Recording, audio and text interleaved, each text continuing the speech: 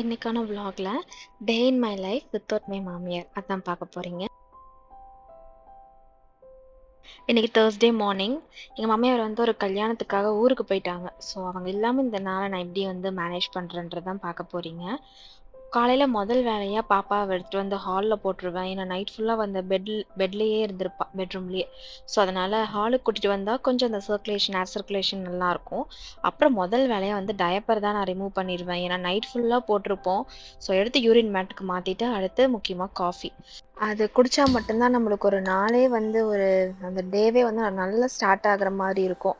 நான் ரொம்ப அப்படியே அந்த அடிக்ஷன்லாம் கிடையாது. பட் இருந்தாலும் மார்னிங் அண்ட் ஈவினிங் கண்டிப்பா எனக்கு டீ குடிச்சிடணும். பட் இந்த பாப்பா பிறந்ததுக்கு அப்புறம் இருந்து இதை வந்து ஹார்லிக்ஸாக மாற்றி ஹார்லிக்ஸ் குடிச்சிட்டு இருக்கேன். பட் மார்னிங் அண்ட் ஈவினிங் கம்பல்சரியாக குடிச்சிடணும். மார்னிங் பிரேக்ஃபாஸ்ட்டுக்கு தோசை, அப்புறம் டெய்லி ஒரு எக்கு கண்டிப்பாக நான் எடுத்துருவேன். ஒரு வாட்டி அது ஒன்றா மார்னிங் இல்லைன்னா ஆஃப்டர்நூன் இல்லைனா நைட்டு ப்ரோட்டீனுக்காக. அதுவும் இல்லாமல் இந்த ஃபீட் பண்ணும்போது எக்கு சாப்பிட்றது நல்லது அப்படின்னு சொல்லி நான் நிறைய வீடியோஸ்லையும் பார்த்தேன். நார்மலாகவே எனக்கு எக்கு ரொம்ப பிடிக்கும். ஸோ வந்து இந்த ஒரு ரீசனுக்காக டெய்லியுமே நாள் தவறாமல் எடுத்துக்கிறது, சனிக்கிழமை தவிர. மார்னிங் பிரேக்ஃபாஸ்ட் முடிச்ச கையோட அரிசி பருப்பு சாதமும் உருளைக்கிழங்கு பொரியலும் தான் செய்யலான்னு முடிவு பண்ணேன். மாமியார் இருந்தாங்கன்னா அந்த சமைக்கிறது எல்லாமே அவங்க தான். நான் ரொம்ப ரேர் சமைக்க போகிறதே. எங்கள் மாமனார் அப்பயே சொன்னார், நான் வந்து வெளியே வாங்கிட்டு வந்துடுறேம்மா சாப்பாடுன்னு. நான் தான் இருந்துட்டு இல்லை நானே மேனேஜ் பண்ணிக்குவேன், நானே பண்ணிக்கிறேன்னு சொல்லி பண்ணேன். இதுதான் நான் ஃபர்ஸ்ட் டைம் இந்த அரிசி பருப்பு சாதம் ஃபர்ஸ்ட் டைம் வந்து நான் ட்ரை பண்ணுறேன். பட் உருளைக்கிழங்கு பொரியல் நிறைய வாட்டி ட்ரை பண்ணியிருக்கேன். பட் ஒவ்வொரு டைம் எனக்கு ஒவ்வொரு மாதிரி வந்து வரும். எனக்கு இதில் ரொம்ப பெரிய விஷயமே வந்துட்டு வேகவே வேகாது. நான் உருளைக்கிழங்கு பொரியல் செய்யும் போது இருக்கிறதே அது ஈஸியான ரெசிபி, பட் அதை ரொம்ப சோதிக்கும். ஸோ அதனாலே வந்து இந்த வேக வச்சு நம்ம கட் பண்ணி பண்ணோம்னா சீக்கிரமாக வந்து குக் ஆயிரும் அப்படின்னு பண்ணேன். பட் அப்படியுமே வந்து எனக்கு உரிக்கவே முடியல அந்த தோலை என்னால். நான் கொஞ்ச நேரம் தான் வேக வச்சேன் போல்.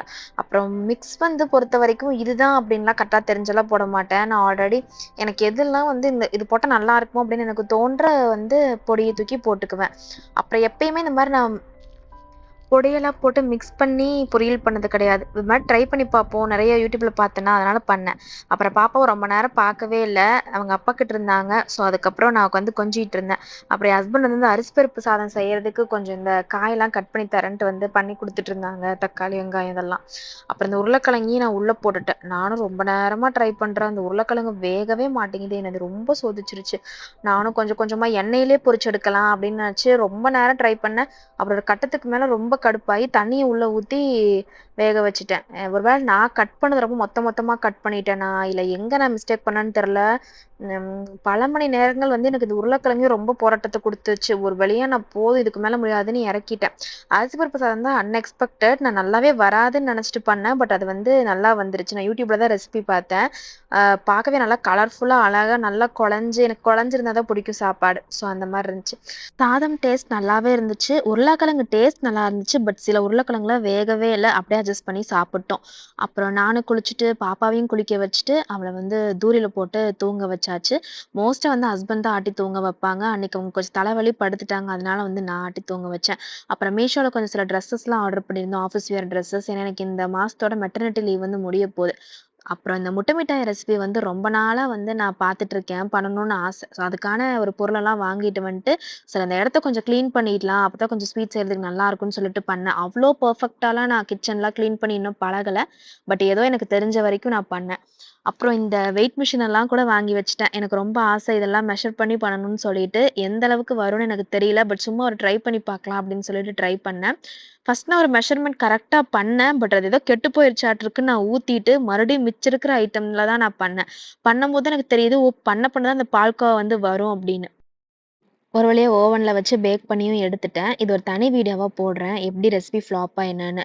மத்தியானம் இந்த அரிசி பருப்பு சாதம் செஞ்சு எனக்கு அரை நாள் போயிருச்சு. அதனால நைட்டுக்கு மேகியும் எக்கும் வச்சு முடிச்சுட்டேன். இந்த மேகிக்கு எக்கு ஒரு காம்பினேஷனான்னு என் ஹஸ்பண்ட் கேட்டாங்க. பட் உங்களுக்கு யாருக்கெல்லாம் இந்த மேகி வித் எக் வந்து வச்சு சாப்பிட பிடிக்கும்னு சொல்லி சொல்லுங்க. நைட்டு வந்து இந்த மேக்ஸிலக் பவுடர்னு ஒன்று வந்து நான் குடிப்பேன். இது வந்து பார்த்தீங்கன்னா ஃபீடிங் மதர்ஸ்க்கு நம்மளுக்கு வந்து கொஞ்சம் மில்க் சப்ளைக்காக இது குடிக்கிறது. இது வந்து டாக்டர் ரெஃபர் பண்ணி நான் அதுலேருந்து குடிச்சிட்டு இருக்கேன்.